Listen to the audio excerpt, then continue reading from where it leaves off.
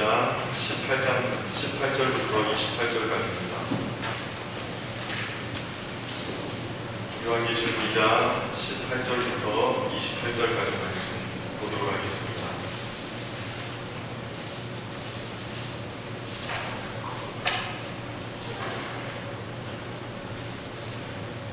찾으셨으면 우리 한 절씩 교독하고 마지막 29절은 같이 읽도록 하겠습니다. 18절부터 29절까지입니다. 29절은 같이 읽도록 하겠습니다. 제가 먼저 교독하겠습니다. 두아디라 교회의 사자에게 편지하라. 그 눈이 불꽃 같고 그 발이 빛난 주석과 같은 하나님의 아들이 이르시되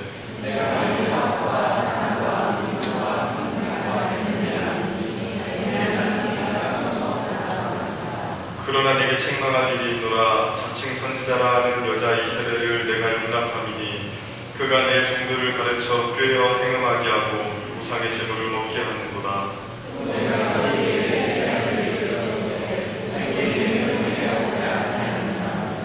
볼지어다 내가 그를 침상에 던질 터이요 또 그와 더불어 가늠하는 자들도 만일 그의 행위를 회개하지 아니하면 큰 환난 가운데 던지고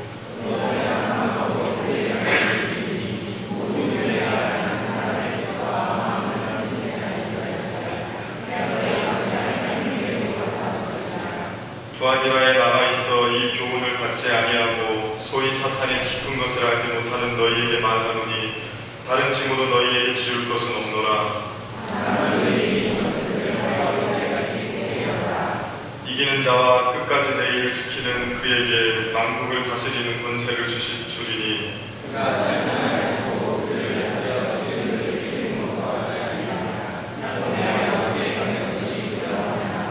내가 또 그에게 새벽별을 주리라. 귀 있는 자는 성령이 교회들에게 하시는 말씀을 들을지어다. 아멘. 옆 사람하고 한번 인사해 봅시다. 참 오셨습니다.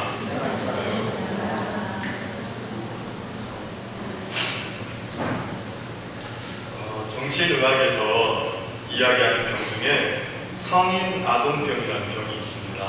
이 병의 증상은 말 그대로 몸은 성인인데 정신과 마음은 아이와 같은 모습으로 살아가는 것입니다.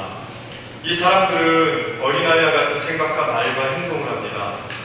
그리고 아이들처럼 일방적으로 때를 쓴다거나 투정을 부린다거나 또 앞뒤가 맞지 않는 말과 행동을 한답니다. 이 사람들은 정신적으로 성장하기를 거부한 사람들이죠. 그래서 몸은 성인인데 정신은 아이의 수준에서 머물러 아이처럼 살아간다는 것입니다. 이러한 성인 아동병에 걸린 모습은 분명히 정상적인 모습은 아닙니다. 어른은 어른다워야겠죠. 어느 정도 성장해서 어른다운 모습을 보일 때가 되었는데도 여전히 아이와 같은 모습이라면 그것은 분명히 뭔가 문제가 있는 것이라는 겁니다. 신앙생활도 마찬가지입니다. 처음 신앙생활을 하기 시작했을 때에는 영적으로 어린아이와 같은 것은 당연합니다. 하지만 시간이 지난 후 여전히 어린아이와 같은 모습만 가지고 있다면 글쎄요, 그것은 영적 성인 아동병에 걸린 것일 수도 있습니다. 우리 신앙이 점점 더 발전하고 성숙해져야 건강한 것이라는 겁니다. 오늘 본문을 보면 점점 신앙적으로 성숙해가고 좋아진 교회가 등장을 합니다. 바로 두아디라 교회이죠. 두아디라 교회는 주님으로부터 처음 행위보다 나중 행위가 좋다고 칭찬을 받은 교회였습니다. 물론 두아디라 교회가 있었던 이 지역, 두아디라라는 지역은 그렇게 평탄하게 신앙생활을 할 수 있는 지역은 아니었습니다. 우리가 지금까지 계속 살펴봐왔던 교회들처럼 이들이 있었던 사회적인 환경 역시 기독교인들을 불편하게 하였던 환경이었습니다. 두아디라 교회가 있었던 도시는 에베소나 서머나 같이 큰 도시는 아니었습니다. 버가모라는 도시와 사데라는 도시, 우리가 두 개 다 살펴봤었죠. 이 두 도시를 연결하는 길목에 있었던 도시입니다. 좀 작은 도시였습니다. 하지만 이 두 도시를 연결하는 통로에 있었기 때문에 내륙 상업 도시로 굉장히 돈을 많이 버는 도시였습니다. 특히 다른 지역에 비해서 그 상인들의 뭐라고 해야 되나요? 동업조합? 길드라고 표현을 하는데 상인들의 동업조합들이 많이 있었습니다. 고대로부터 남아있는 빈문들을 가만히 보면 이 지역에는 뭐 양털 제조업, 뭐 겉옷 제조업, 염색업자들, 가죽 제품 상인들, 토기장애들, 식빵 제조업, 노예 상인, 구리세공업자, 뭐 이런 다양한 상인들의 조합이 언급되어 있다고 이야기합니다. 그런데 문제는 뭐냐면 이 상업조합들이 영적으로 굉장히 타락한 모임들이 많이 있었다는 것입니다. 이들은 모여서 자기들의 수호신들에게 제사를 드리고요. 그 앞에서 식사를 하면서 굉장히 성적으로 방탕하고 음란한 행위들을 하곤 했었습니다. 그래서 두아디라 지역은요, 상업이 발전하면 발전할수록 우상숭배와 음행문화가 발전하고 있었던 곳이었습니다. 그러니까 이 도시에서 제대로 먹고 살려면 상업조합에 가입을 해야 되는데 거기에 가입을 하면 우상숭배와 음행문화를 피하기가 어려운 겁니다. 그러니까 그 지역에서 경제생활을 하면서 먹고 사는 것이 굉장히 어려웠겠죠. 제대로 사회생활을 하려면 세속에 물들지 않고는 제대로 사회생활을 하기가 어려운데 그런 상황 속에서 기독교 신앙을 지키는 게 쉽지 않지 않겠습니까? 두아디라 교회가 겪는 어려움들이 바로 이것이었습니다. 물론 우리가 사회생활을 하면서도 많이 고민하는 것들과 비슷합니다. 진짜 제대로 사회생활을 하려면 어떤 세속적인 문화들, 음주 문화들 이런 것들에 물들지 않고는 참여하지 않고는 사회생활을 제대로 하기가 어려운데 그런 와중에서 정말로 신앙을 어떻게 지켜야 되는지 어떻게 순결한 하나님의 백성으로 살아야 되는지 이런 고민들을 두아디라 교회에서 했다는 것입니다. 분명히 많은 유혹과 어려움들이 있었을 것입니다. 그런데 주님은 이 교회를 칭찬하셨습니다. 왜 칭찬하셨습니까? 19절을 보시면 이렇게 이야기하죠. 우리 한번 같이 읽어볼까요? 19절 한번 같이 읽어보겠습니다. 시작! 내가 내 사업과 사랑과 믿음과 섬김과 인내를 하노니 내 나중 행위가 처음 것보다 많도다.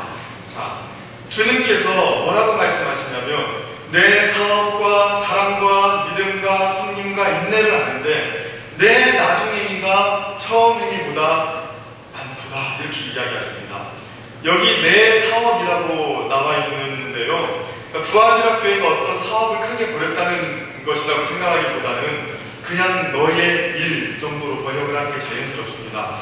그러니까 본문을 자연스럽게 번역을 해서 이야기하면 이렇습니다. 내가 너의 일을 알고 있는데 그 일이 어떤 일입니까? 사랑과 믿음과 섬김과 인내의 일들이랍니다. 그런데 그러한 일들이 처음보다 나중이 더 좋아졌다고 이야기하는 것입니다. 주님의 눈에는 이 두아디라 교회가 발전하는 교회였습니다. 처음의 일들과 지금의 일들을 비교해 봤을 때 결과는 명확했습니다. 처음보다 지금이 훨씬 나았던 것입니다. 주님은 그렇게 진보하고 발전해 나가는 교회를 칭찬하셨습니다. 오늘 우리는 이 두아디라 교회의 모습을 보면서 정말로 단순한 사실 한 가지를 기억할 필요가 있습니다. 무엇입니까? 교회의 신앙은 반드시 점점 발전하고 성장해야 된다는 것입니다. 그것은 주님께 칭찬받을 만한 일입니다. 그리고 그렇게 발전하고 성장하는 것은 여러분 지극히 정상적인 일입니다. 교회가 영적인 생명을 가졌으면 성숙하고 발전하는 것은요 당연한 것입니다. 여러분 생각해 보십시오. 생명을 가진 것들이 그렇습니다. 생명을 가진 유기체들은 언제나 진보하거나 아니면 퇴보합니다. 둘 중에 하나입니다. 정체되어 있거나 고정되어 있지 않습니다. 생명을 가진 유기체들은. 예를 들어서 여러분 바위 덩어리 하나 생각해 볼까요? 바위 덩어리는 생명이 있습니까? 없습니까? 없죠. 바위가 숨을 쉰다거나 말을 하거나 그렇지는 않잖아요. 생명이 없습니다. 바위는 생명이 없기 때문에 그냥 가만히 놔두는 게 그 존재를 보존하는 방식입니다. 그러니까 누가 망치를 가져와서 바위를 팍 깨지 않으면 가만히만 놔둬도 그 바위는 그냥 존재하는 겁니다. 그런데 여러분 생명이 있는 것은 어떻습니까? 꽃을 한번 생각해 볼까요? 꽃이 생명력이 있는 동안에는 어떻게 됩니까? 계속 자라납니다. 그렇죠? 그런데 그 꽃을 딱 꺾어서 땅에 놓았어요. 그때부터는 생명이 공급되지 않습니다. 생명력이 끊기는 겁니다. 그럼 그 순간 꽃은 어떻게 됩니까? 어느 정도는 그래도 필요 있습니다. 그런데 시간이 지나면 지날수록 점점점 시들어가죠. 그렇죠. 생명이 공급되지 않는 순간, 그게 정체되는 순간 이미 퇴보가 진행되고 있는 것입니다. 생명을 가진 모든 것들이 그렇습니다. 성장하지 않는 순간, 정체되는 순간 이미 퇴보가 진행이 되고 있는 겁니다. 그래서 생명이 있는 것들은 발전하거나 혹은 성장하거나 퇴보하거나 둘 중에 하나밖에는 없다는 것입니다. 우리의 영적 생명 역시 동일합니다. 우리의 영적인 생명 역시 정확하게 진보하거나 퇴보합니다. 영적으로 정체되어 있는 것은 없습니다.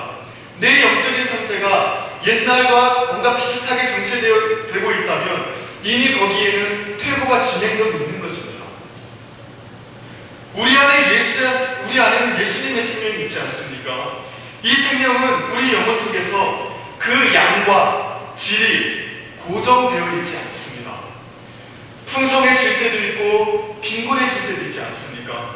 뭔가 성장이 멈추고 정체되어 있다면 이미 우리 마음속에 있는 영적인 생명은 퇴보되고 있는 것입니다. 가장 건강한 상태는요, 우리 신앙이 점점점 발전하고 성숙해 가는 것이겠죠. 날마다 좋아지는 것입니다. 그게 건강한 신앙생활입니다. 여러분, 우리 자신들을 한번 돌아보십시오. 예전보다 점점 좋아지고 있습니까? 가깝게는 여러분 지난주보다 좋아졌습니까? 멀게는 작년보다 좋아진 것 맞습니까? 예전에 가졌던 그 신앙의 열정을 추억하면서 예전에는 이랬었는데 이러면서 현재를 위로하고 있지 않습니까? 그러한 위로는 현재 우리 영혼에 아무런 도움이 되지 않습니다. 예전에는 그랬는데 이게 아니라 지금도 확실히 좋아야 됩니다. 나는 예전보다 지금 주님이 더 좋아. 나는 예전의 교회 생활보다 지금이 더 행복해. 이렇게 되어야 맞는 것입니다. 물론 넘어짐이나 침체가 한 번도 없이 계속 좋아져야 된다고 이야기하는 건 절대 아닙니다. 그렇게 이야기하는 것은 비현실적인 거겠죠. 하지만 적어도 우리 안에 생명의 작용이 계속되고 있다면 중간중간에 넘어짐도 있고 침체도 있겠지만 그래도 계속 성장하고 성숙해가는 과정 속에는 있어야 된다는 것입니다. 우리가 누리는 은혜가 전보다는 부유해져야 되고요. 우리가 감당하는 섬김과 수고가 전보다는 더 성숙해져야 됩니다. 우리가 알고 있는 하나님의 지식이 전보다는 더 풍성해져야겠죠. 이게 건강한 신앙이고요. 이렇게 성장하는 교회가 건강한 교회입니다. 그렇다면 여러분, 구체적으로 어떤 부분이 자라나야 됩니까? 주님은 두아디라 교회를 모호하게 칭찬하지 않습니다. 구체적으로 이들의 어느 부분이 좋아졌는지 이야기하십니다. 뭐라고 이야기하십니까? 너의 일들, 즉 사랑과 믿음과 섬김과 인내, 이 네 가지를 말씀하십니다. 사랑과 믿음과 섬김과 인내. 저는 이 네 가지를 크게 두 부류로 구분할 수 있다고 생각합니다. 첫 번째로는 사랑과 믿음, 그리고 두 번째로는 섬김과 인내. 첫 번째 사랑과 믿음은 신앙의 내적인 부분을 이야기하는 겁니다. 우리 마음속에 그리스도를 향한 사랑, 그리고 주님을 견고히 붙잡는 믿음, 신앙의 내적인 부분을 이야기하는 거고요. 두 번째 부분인 섬김과 인내는 신앙의 외적인 부분을 이야기하는 거겠죠. 실제적으로 우리 신앙생활에서 표현되는 부분, 섬김과 인내, 그걸 이야기하는 것입니다. 두아디라 교회는요, 주님을 사랑하고 주님을 붙잡는 이 신앙의 내적인 부분도 발전을 했고요. 또 동시에 주님을 섬기고 고난 속에서 인내하는 이 신앙의 외적인 부분도 성숙해 갔다는 것입니다. 내적인 부분과 외적인 부분, 이 두 가지가 밸런스를 맞추면서 균형 있게 발전해 나갔다는 것입니다. 이게 두아디라 교회의 가장 좋은 부분입니다. 우리 신앙이 이렇게 발전하고 있는데 이렇게 내적인 부분과 외적인 부분이 밸런스를 유지하고 있다면 정말 좋은 것입니다. 그런데 간혹 가다가 이런 밸런스가 유지가 되지 않는 경우가 정말로 많이 있습니다. 성숙하고 성장하는 과정으로 나아가는 것 같은데 어떤 사람은 내적인 측면만 발전을 하는 경우가 있습니다. 주님에 대한 내적인 사랑은 뜨거워지죠. 그리고 주님에 대한 믿음도 견고해지는 것 같습니다. 그런데 이런 것들이 섬김과 헌신을 통해서 나타나지 않습니다. 분명히 기도할 때, 분명히 말씀드릴 때 뜨겁고요. 뭔가 주님에 대한 사랑이 불붙는 것 같거든요. 그런데 그게 실제로 섬김으로, 실제로 헌신으로 나타나지 않는다는 것입니다. 그래서 결국 진공 속의 신앙이 되어버립니다. 아무도 이 사람이 가지고 있는 믿음과 사랑을 통해서 유익을 누리지 못합니다. 그냥 자기 혼자 유익을 누리는 것이죠. 그런데 정반대의 현상도 있습니다. 외적인 성김과 인내와 헌신은 눈에 두드러지게 나타납니다. 교회 생활 얼마 하지 않은 것 같은데 굉장히 열심히 하는 것이죠. 그런데 문제는 뭐예요? 내공이 부족한 것입니다. 내적으로 주님에 대한 사랑과 믿음을 성장시키는 데는 관심이 없습니다. 그래서 뭔가는 열심히 있게 하지만 그 일 속에서 우리 마음속에 자리 잡은 주님에 대한 사랑과 믿음이 표현되지 않습니다. 그러니까 외적으로 섬김 속에서 우리 내면에 있는 신앙이 표현이 되어야 되지 않습니까? 그런데 그 표현이 되지 않는다는 것입니다. 대신에 자기 안에 있는 혈기, 왜곡된 자아의 모습, 이런 것들이 자꾸 나타나서 교회를 아프게 하는 경우가 굉장히 많습니다. 가장 먼저는 내가 성장하고 발전하고 있는지를 돌아봐야겠지만, 내가 성장하고 발전해 나가고 있다면 정말로 내적인 이 믿음과 사랑과 또 외적인 신앙의 부분이 밸런스를 유지하면서 발전하고 있는지 우리가 점검해 봐야 된다는 것입니다. 정말로 내 마음속에 주님에 대한 사랑과 주님에 대한 믿음, 이 두 가지가 점점점 풍성해지고 있는가? 그리고 동시에 이런 것들이 내 실제적인 삶을 통해서 교회에서의 섬김과 직장과 가정에서 실제로 나타나고 증거되고 있는가? 우리는 이 두 가지를요 살펴봐야 됩니다. 그러지 않으면 기형적인 신앙이 됩니다. 발전을 해야 됩니다. 이렇게 두아디라 교회는요 주님께 균형 잡히게 성장한 교회로 칭찬받은 교회였습니다. 그런데요 칭찬만 있는 것은 아니었습니다. 주님은 교회를 향해서 분명히 또 책망할 것이 있다고 말씀하십니다. 여러분 그게 무엇입니까? 20절을 보면 이 교회가 겪고 있는 문제가 무엇인지가 나옵니다. 우리 20절 한번 같이 읽어봅시다. 20절 시작. 그러나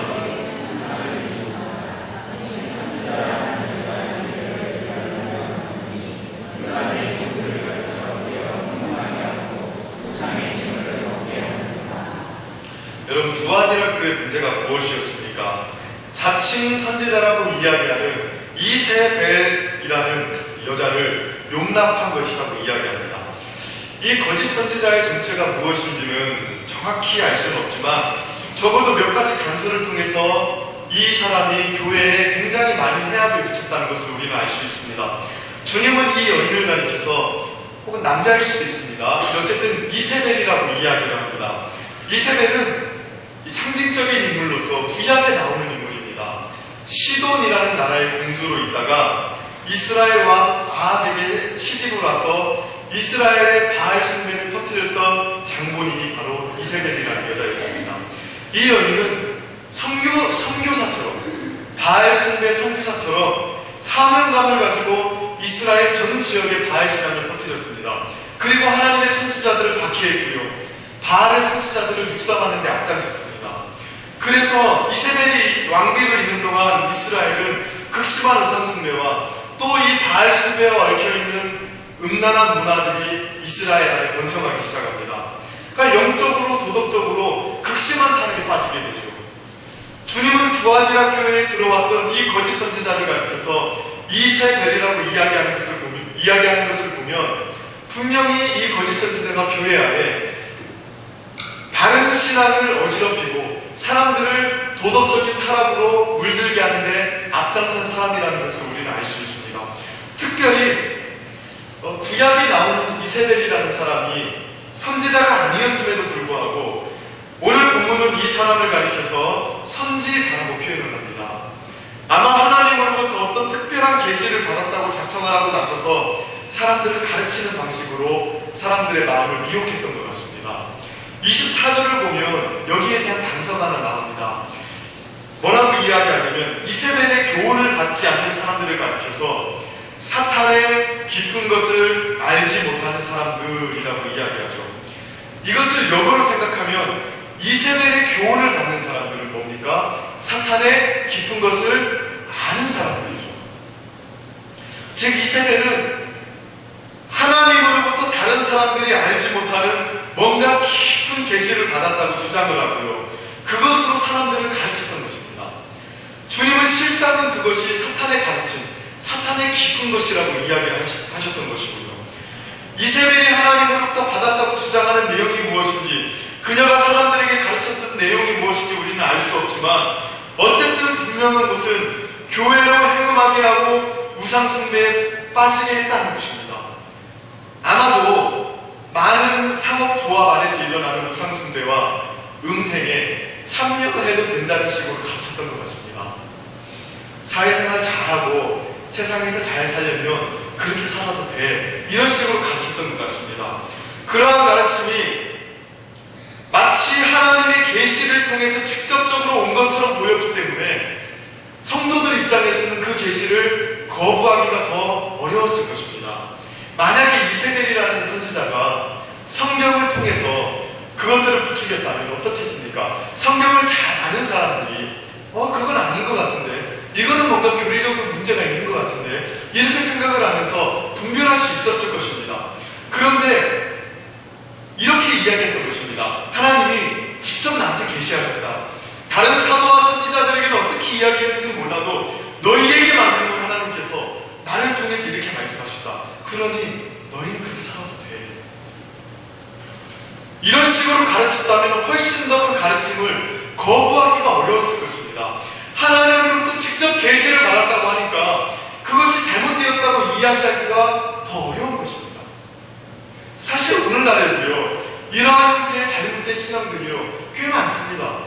오늘날에도 성경 이외에 또 다른 계시가 있다고 말하는 사람들이 종종 있습니다. 대표적으로 신사도운동 같은 것들이 그렇죠. 그들은 자신들이 하나님으로부터 듣는 음성이 성경과 동일한 권위를 가진다고 생각을 합니다. 이야기합니다. 그래서 그것들로 수많은 사람들을 미혹시키죠. 저게 진짜 하나님의 계시라면 어떻게 하지? 이런 불안한 심리를 유발시키고요, 어떤 영적인 우월감을 가지고 다른 사람들을 잘못된 길로 인도합니다. 오늘날 이렇게 사람들을 잘못 이끄는 신앙이 엄청나게 많습니다. 하지만 여러분, 그러한 신앙은 분명히 잘못된 것입니다. 우리가 알기로 하나님의 계시는 이 성경 66권에서 완벽하게 완성되었습니다. 그래서 우리의 신앙과 삶을 위해서는 성경 하나만으로 충분합니다. 믿습니까? 다른 계시가 필요한 것이 아닙니다. 다른 말들이 필요한 것이 아닙니다. 이미 우리 손에 쥐어주신 이 성경을 잘 알고 잘 깨닫고 잘 실천하는 것이 중요합니다. 하나님 말씀의 권위에 대한 분명한 확신이 없으니까요, 자꾸 다른 이야기를 듣는 것입니다. 성경 하나만 충분합니다. 평생 정말로 참된 신자로 살아가는데 이 책 한 권만으로도 부족함이 없습니다. 특별히 주아디라 교회에서 이 이세벨의 영향력은요 막강한 것이었습니다. 이 거짓 선지자의 가르침이 어떠했습니까? 20절을 보면 뭐라고 이야기해요? 그가 내 종들을 가르쳐 꾀어 행음하게 하고 우상의 재물을 먹게 하느니라. 여러분, 이세벨이 가르친 사람이 누구였습니까? 주님께서 내 종들이라고 말하는 사람들이었다. 교회 안에 있는 초신자들이 아닙니다. 신앙이 없는 사람들도 아닙니다. 내 종들. 교회 안에서 주님의 종으로서 헌신하면서 교회를 세웠던 사람들. 그 사람들을 미혹시켰던 것입니다. 이세벨이 바로 그런 주님의 종들을 가르쳤고 넘어뜨렸다는 것입니다. 다른 사람들도 아니고 주님으로부터 나의 종이라고 칭함받는 그 사람들을 넘어뜨렸다고요. 이 사실은 우리로 하여금 방심할 수 없게 만들죠. 누구도 이런 잘못된 가르침에서 안전지대에 사는 사람은 없습니다.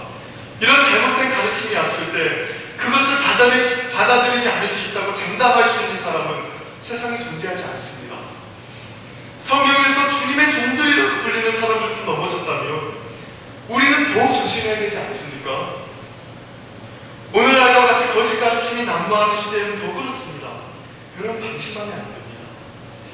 무엇보다 진리에 대해서 계속해서 살아가는 과정 속에 우리가 있어야 됩니다. 특히 요즘 등장하는 새로운 트렌드의 신앙을 찾아다니기보다도 정말로 2000년 역사, 정통 교회가 고수하는 그 가르침이 무엇인지, 우리가 흔히 교리라고 이야기를 하는데 그 정통 가르침이 무엇인지를 잘 배워야 될 필요가 있습니다. 방심하시면 안 됩니다. 이번에 나는 제자만 안 하니까 마음 푹 놓고 있어야겠다 하시면 안 됩니다. 더 긴장하셔야 됩니다. 더 긴장하셔야 됩니다. 정말로 더 무장하셔야 됩니다. 그렇다면 마지막으로 주님은 이세벨과 이 투성자들에 대해서 어떻게 말씀하셨습니까? 그들에 대한 어떤 처방을 내려주셨습니까? 21절부터 23절 이 이세벨과 그의 추종자들에 대해서 주님이 뭐라고 말씀하시는지 우리 한번 봅시다. 21절에서 23절 한번 같이 읽어보겠습니다. 시작. 또 내가 그에게 회개할 기회를 주었으되 자기의 은행을 회개하고자 하지 아니하는도다. 볼지어다 내가 그를 침상에 던질 터이요 또 그와 더불어 가늠하는 자들도 만일 그의 행위를 회개하지 아니하며 큰 환난 가운데 던지고 또 내가 사망으로 그의 자녀를 죽이리니 모든 교회가 나는 사람의 뜻과 마음을 살피는 자인 줄을 알지라. 내가 너희 각 사람의 행위대로 갚아주리라. 여기 세 부류의 사람이 등장을 하죠. 이세벨과 함께 가늠한 자들, 그리고 그의 자녀들. 단계적으로 타락의 정도가 묘사되어 있습니다. 이세벨은 교회를 힘들게 했던 그 장본인이었고요. 여기서 이세벨과 더불어 가늠한 자들은 이세벨의 가르침과 행위에 모두 동참한 사람들입니다. 그리고 여기 이세벨의 자녀들이라고 이야기하는 사람들은 이세벨과 더불어 가늠한 사람들만큼은 아니더라도 이세벨의 가르침을 막 따르기 시작한 사람들일 것입니다. 특이한 것은 주님께서 이 세 부류의 사람들에게 모두 회개할 기회를 주셨다는 것입니다. 심지어 이세벨에게까지도 회개하라고 요구하십니다. 그녀에게도 돌이킬 수 있는 기회를 주시는 것입니다. 물론 본문을 자세히 보면 이세벨에게는 이미 회개의 기회를 준 것으로 나와 있습니다. 내가 그에게 회개할 기회를 주었다라고 할 때 주다가 과거형으로 나와 있습니다. 그러니까 과거 어느 때에 주님께서 결정적으로 돌이킬 수 있는 기회를 이세벨에게 주셨던 것입니다. 그런데 회개를 거절하는 부분을 묘사할 때는 과거형이 아니라 본문을 보면 현재형을 사용합니다. 과거 어느 때에 회개할 수 있는 기회를 분명히 주셨는데 이세벨은 지금까지도 계속 하나님의 기회를 거절하고 있는 상태입니다. 주님은 이렇게 회개할 기회를 거절한 이세벨을 침상에 던지겠다고 말씀하셨습니다. 그녀가 행한 죄악의 장소가 심판의 장소가 되겠다고 하셨습니다. 23절을 보듯이 행위대로 갚아주겠다고 말씀하신 것입니다. 이세벨을 따르는 사람들에게도 이 점은 동일했습니다. 주님께서 회개할 기회를 주십니다. 다시 돌이킬 수 있도록 해주십니다. 하지만 그때 돌이키지 않으면 이세벨과 동일한 운명에 처해질 것이라고 경고하셨습니다. 여러분, 주님은 언제나 회개할 기회를 주시는 분입니다. 심지어 이세벨과 같이 사탄이 깊은 것이라도 아는 사람까지도, 교회에 심각한 해악을 끼치는 사람까지도 돌이킬 수 있는 기회는 분명히 주십니다. 주님은 아무리 극악한 죄인이라도 회개하면 새 삶을 주시겠다고 약속하셨습니다. 어떤 죄도 용서받을 수 없는 죄는 없습니다. 그 누구라도 주님 앞에서 새 삶을 살 수 있습니다. 주님께서 우리에게 그러한 기회를 주셨다면 얼른 돌이켜야 합니다. 주님께서 말씀으로 계속 경고하고 계시고 때로는 어떤 삶의 특정한 사건을 통해서 우리를 깨우치고 있다면 그걸 기회로 알고 우리의 마음과 행실을, 우리의 생각을 돌이켜야 합니다. 기회를 주셨음에도 현재까지도 계속 버티고 있다면 안 된다는 것입니다. 우리의 잘못된 생각들, 마음들, 생활 태도들을 돌이킬 수 있을 때 돌이켜야 합니다. 나중에 기회가 되면 조금만 더 있다 이러면 믿습니다. 언제나 주님이 우리를 부르시고 돌이킴을 요구하시는 시점은 지금 기회가 있을 때 변화되어야 되고 지금 기회를 붙잡아 하나님께 매달려야 됩니다. 우리는 이 너무나도 초보적인 이 사실을 잘 붙잡지 못할 때가 너무 많습니다. 분명히 하나님께서 나에게 말씀하시는데, 분명히 하나님께서 나에게 경고하시는 건 맞는데 마음에 그냥 한번 찔리고 넘어가 버립니다. 아닙니다. 주님이 우리에게 기회를 주셨을 때에 새로운 삶으로 나아갈 수 있어야 합니다. 만약 우리가 현재 다른 상태에 있다면 여러분 어떻게 해야 됩니까? 주님은 이런 사람들에게 특별한 것을 요구하지 않습니다. 이세벨과 같이 거짓 가르침에 빠지지 않고 정말로 신실한 믿음을 내가 유지하고 있다면, 그리고 그 성장 가도를 달리고 있다면 주님은 그 사람에게 특별함을 요구하지 않습니다. 25절에 보면 뭐라고 이야기합니까? 다만 너희에게 있는 것을 내가 올 때까지 굳게 잡으라. 흔들리지 말고 굳게 잡으라 합니다. 이 말은요, 발전하지 말고 정체하라는 말이 아닙니다. 그러한 유혹을 다시 당하지 않도록 자신의 신앙을 지키라는 것입니다. 은혜 받고 변화된 모습, 새롭게 된 그 모습이 훼손당하지 않게 잘 지키라는 것. 존 오웬이라는 유명한 청교도 신학자는 신자의 의무를 두 가지로 이야기했습니다. 신자의 의무 첫 번째는 회심하는 것입니다.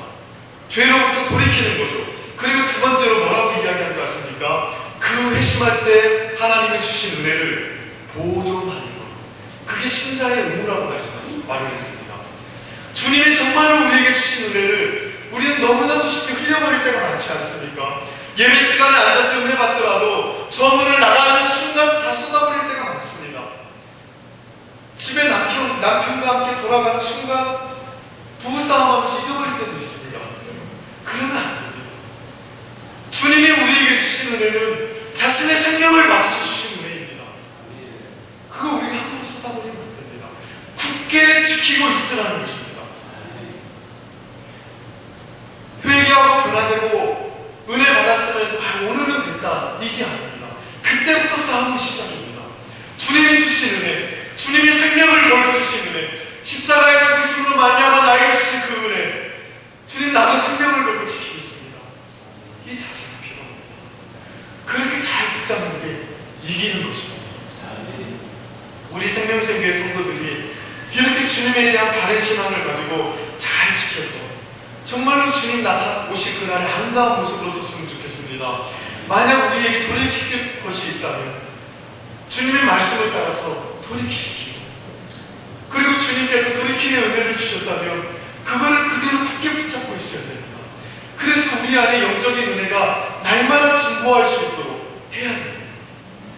그런 은혜가 있기를, 여기 앉아있는 여러분들의 삶 속에 그런 은혜가 있기를 주님의 이름으로 축원하고 축복합니다. 기도하겠습니다.